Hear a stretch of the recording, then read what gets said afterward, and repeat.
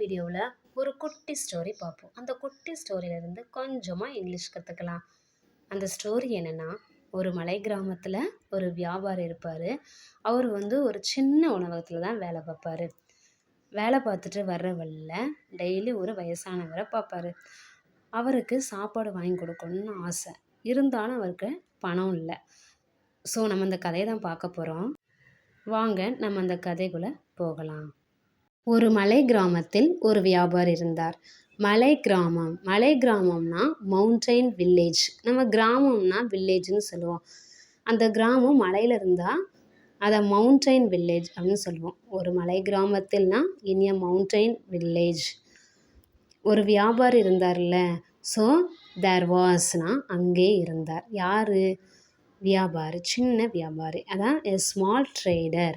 மெர்ச்சன்ட்னாலும் வியாபாரி தான், ட்ரேடர்னாலும் வியாபாரி தான். ட்ரேடர்னா சின்ன வியாபாரி, சின்ன பிஸ்னஸ் பண்ணுறவர். மெர்ச்சன்ட்னா பெரிய லெவலில் பிஸ்னஸ் பண்ணுறவர். அங்கே இருக்கிறதுனா தேர் இஸ்ன்னு சொல்லுவோம். அங்கே இருந்தார் பாஸ்டன்ஸில் சொல்கிறோம். So there was in a mountain village there was a small trader. அவன் தினமும் ஒரு சிறிய உணவகத்தில் வேலை செய்துவிட்டு வீடு திரும்புவானாம். தினமும்னா எவ்ரிடே. சிறிய உணவகம்னா டைனி ரெஸ்டாரண்ட். அது ஒரு சின்ன பிளேஸுங்கிறனால அதுக்கு முன்னாடி அட்டு போடுறோம். ஸோ அட் டைனி ரெஸ்டாரண்ட் வேலை செய்துவிட்டு அப்படிங்கிறனால ஆஃப்டர் ஒர்க்கிங். வேலை செஞ்சு தானே வீடு திரும்புவார். அவர் வீட்டுக்கு நடந்து செல்வார்னா he would walk home. Everyday after working at a tiny restaurant he would walk home. தினமும் வேலை செஞ்சதுக்கு அப்புறமா, அதாவது சின்ன ரெஸ்டாரண்ட்டில் வேலை செஞ்சதுக்கு அப்புறமா அவர் வீட்டுக்கு நடந்து செல்வார். வழியில் அவன் பார்த்தான். என்ன பார்த்தான்? தெருவீதியில் ஒரு வயதான மனிதர் உட்கார்ந்து இருக்கிறத பார்த்தான். வழியில் அப்படின்னா ஆன் த வே, போகிற வழியில் அப்படின்னா ஆன் த வே தான் போகணும். அவன் பார்த்தான்னா ஹீ சா, சியோட பாஸ்டன் சா. ஸோ ஹீ சா, அவன் பார்த்தான். யாரை பார்த்தா? அந்த வயதான மனிதர்னா ஓல்டு மேன். ஒரு வயதான மனிதர் தானே. ஓல்டு மேன் போடக்கூடாது, அல்ல போடக்கூடாது, போடக்கூடாது, அண்ட் தான் போடணும். ஓல்டு மேன், த ஓ வவ்வல், உயிரெழுத்தில் ஒன்று. ஸோ அதனால் அதுக்கு முன்னாடி அண்ட் தான் போடணும். அண்ட் ஓல்டு மேன் எங்கே உட்கார்ந்துருந்தார்? அவர் தெருவில் உட்கார்ந்துருந்த வயதான மனிதர். So sitting on the street. On the way, he saw an old man sitting on the street. வியாபாரி அந்த வயசானவருக்கு உணவு வாங்கி கொடுக்க ஆசைப்பட்டான். வியாபாரினா த ட்ரேடர். விரும்பினார்னா வாண்டட். எதுக்கு? ஃபுட்டு வாங்குறதுக்கு, சாப்பாடு வாங்குறதுக்கு ஆசைப்பட்டான். யாருக்காக? அந்த வயதானவருக்காக. வியாபாரினா த ட்ரேடர். விரும்பினார்னா ஆசைப்பட்டார் அப்படின்னா வாண்டட். ஃபுட்டு வாங்குறதுக்கு, சாப்பாடு வாங்குறதுக்குன்னா to buy food. For him, அவனுக்காக. யாருக்காக? அந்த வயதான முதியவருக்கு. அதான் ஃபார் ஹிம்.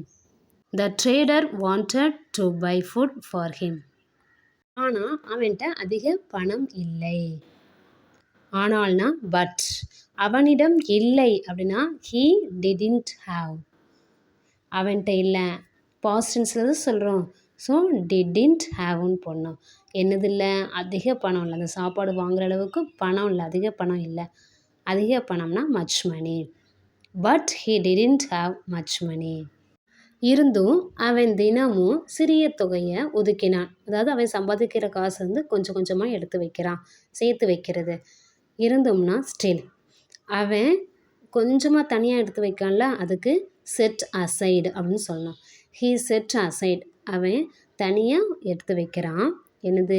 கொஞ்சம் காசு அப்படின்னா எ ஸ்மால் அமௌண்ட். தினமும்னா டெய்லி. அவன் தினமும் கொஞ்சம் தொகையை ஒதுக்கி வைக்கிறான் அப்படின்னா ஒதுக்கி வைத்தான், அதாவது சேர்த்து வச்சான், கொஞ்சம் கொஞ்சமாக சேர்த்து வைக்கிறது. Still he set aside a small amount daily. அவன் அந்த வயதான மனிதருக்கு கொஞ்சமாக உணவு வாங்கி கொடுத்தான். ஃபஸ்ட்டு யார் எதை செய்கிறாங்களோ அதான் எழுதணும். அவன் தானே வாங்கி கொடுத்தான், அதனால தான் ஹீ பாட். அவன் வாங்கி கொடுத்தான் அப்படின்னா ஹீ பாட். என்னது வாங்கி கொடுத்தான்? கொஞ்சமாக உணவு அப்படின்னா சம் ஃபுட்டு. யாருக்கு? அந்த வயதான மனிதருக்கு தானே. For the old man. இதில் அந்த வயதான மனிதர், நம்ம ஏற்கனவே அந்த மனிதரை பற்றி சொல்லியிருக்கோம், அதனால தான் த ஓல்டு மேன் போடுறோம். இதில் and போடக்கூடாது. ஃபார் தி ஓல்டு மேன் அப்படின்னு தான் ப்ரொனவுன்ஸ் பண்ணணும். அந்த ஓல்டு மேன் ஓ வந்து வவ்வல்ஸில் ஒன்று. ஸோ என்ன பண்ணணும், நம்ம அதுக்கு முன்னாடி த அப்படின்னு ப்ரொனவுன்ஸ் பண்ணக்கூடாது. தி ஓல்டு மேன் அப்படின்னு தான் சொல்லணும். He put some food for the old man. ஒரு நாள் வியாபாரியின் கடை தீப்பிடித்து எரிஞ்சிடுச்சான். ஒரு நாள்னா ஒன் டே. வியாபாரியின் கடைனா த ட்ரேடர்ஸ் ஷாப்பு. அதாவது ட்ரேடர்ஸ் ஷாப்புக்கு முன்னாடி த போடுறோம். நம்ம எப்பவும் இதுக்கு முன்னாடி சொல்லிட்டு இருக்க வியாபாரி தான். ஸோ அதனால நம்ம அதில் த போடுறோம். தீ பிடித்தது அப்படின்னா காட் ஃபயர். தீ பிடிச்சு என்னாச்சு, எரிஞ்சிருச்சு. And burn down.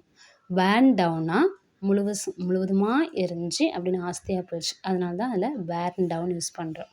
One day the trader shop caught fire and burn down. பேர்ன்டுனா எரிஞ்சிருச்சு, ஆனால் முழுவதுமாக எரிந்து நாசமாயிடுச்சு அப்படின்னா பேர்ன் டவுன். அதுதான் நம்ம போடணும். அதனால தான் நம்ம இந்த லைனில் பேர்ன் டவுன் யூஸ் பண்ணுறோம். அவன் ரொம்ப மனசு உடைஞ்சிட்டான் அப்படின்னா ஹி வாஸ் டெவஸ்டேட்டட். ஒரு சின்ன கவலை அப்படின்னா ஹி வாஸ் சேட், இல்லை ஹி வாஸ் வெரி சேட் அப்படின்னு போடலாம். ஆனால் இது ரொம்ப பேரழிவுங்கிறதுனால ஹி வாஸ் டெவஸ்டேட்டட்னு போடணும்.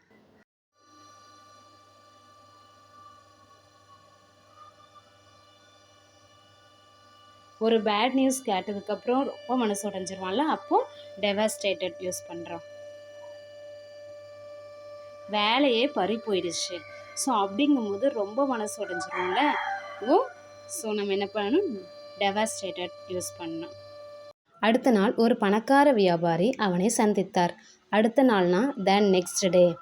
ஒரு செல்வந்த வியாபாரி, அதாவது பணக்கார வியாபாரி அப்படின்னா a wealthy businessman. அவனை சந்தித்தார்னா visited him. The next day a wealthy businessman visited him. நீ ஏன் இவ்வளவு கவலைப்படுற அப்படின்னு அவர் கேட்குறாரு. அவர் கேட்டார்னா ஹீ ஆஸ்க்டு. என்ன கேட்குறாரு, ஏன் இவ்வளவு நீ கவலைப்படுற? Why are you so worried.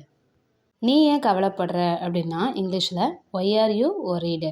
நீ ஏன் இவ்வளவு கவலைப்படுற அப்படின்னு கேட்கும்போது why are you so worried. வியாபாரி தம் பிரச்சனையை டீட்டெயிலாக அவர்கிட்ட சொல்கிறாரு. ஸோ வியாபாரி கூறுறாரு. த ட்ரேடர் எக்ஸ்பிளைன்டு. எதை, அவருடைய பிரச்சனையை சொல்கிறாரு. His troubles.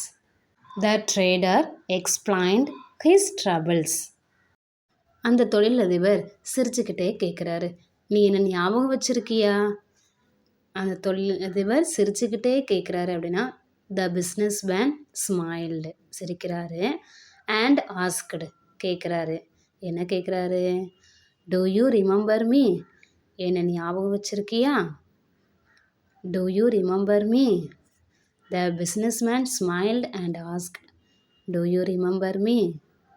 வியாபாரி குழப்பமடைந்து, இல்லை, நான் உன்னை எப்போது சந்தித்தேன் அப்படின்னு கேட்குறான். வியாபாரி அப்படியே கன்ஃபியூஸ் ஆகுறான்.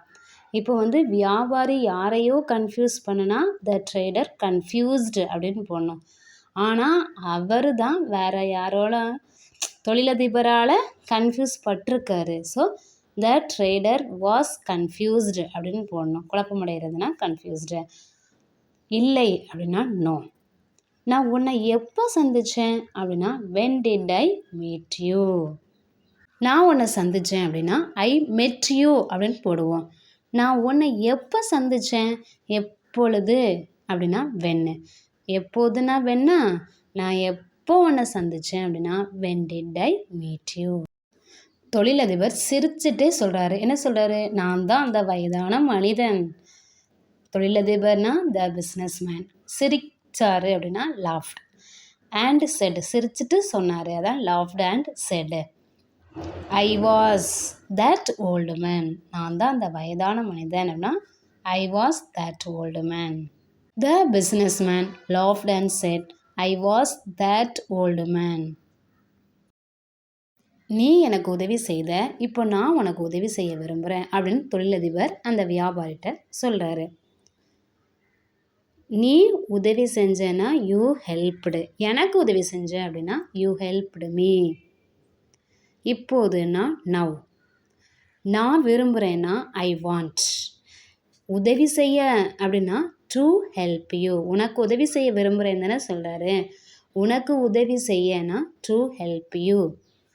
நான் உனக்கு உதவி செய்ய விரும்புகிறேன்னா I want to help you.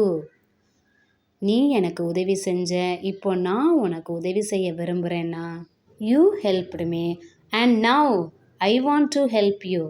அவன் வியாபாரிக்கு ஒரு புதிய கடை தொடங்க பணம் கொடுத்தான். அவன் கொடுத்தான்னா ஹீ கேவ். கிவ்வோட பாஸ்ட் டென்ஸ் தான் கேவ். யாருக்கு? வியாபாரிக்கு பணம் தானே கொடுத்தான். அதான் he gave the trader money. எதுக்கு? ஒரு புதிய கடை தொடங்குவதற்கு. புதிய கடைனா நியூ ஷாப். தொடங்குவதற்குன்னா to start. To start a new shop. அவன் வியாபாரிக்கு ஒரு புதிய கடை தொடங்குவதற்கு பணம் கொடுத்தான். He gave the trader money to start a new shop. இப்போ வியாபாரிக்கு புரிஞ்சிடுச்சு, நாம் நல்லது செஞ்சால் நமக்கு நல்லது தான் திரும்பி வரும், நல்லது தான் கிடைக்கும் அப்படிங்கிற மாதிரி. வியாபாரிக்கு புரிந்ததுன்னா the trader realised. Good deeds அப்படின்னா நல்ல செயல். Good deeds always come back. திரும்பி வரும்னா come back. The trader realised good deeds always come back. இந்த ஸ்டோரியோட மாரல் என்னது? நல்லதே செய்யுங்க, உங்களுக்கு நல்லதையே தேடி வரும். Do good and good will come to you. லாஸ்டில் ஃபுல் ஸ்டோரியை அப்படியே கொடுத்துடலாம்.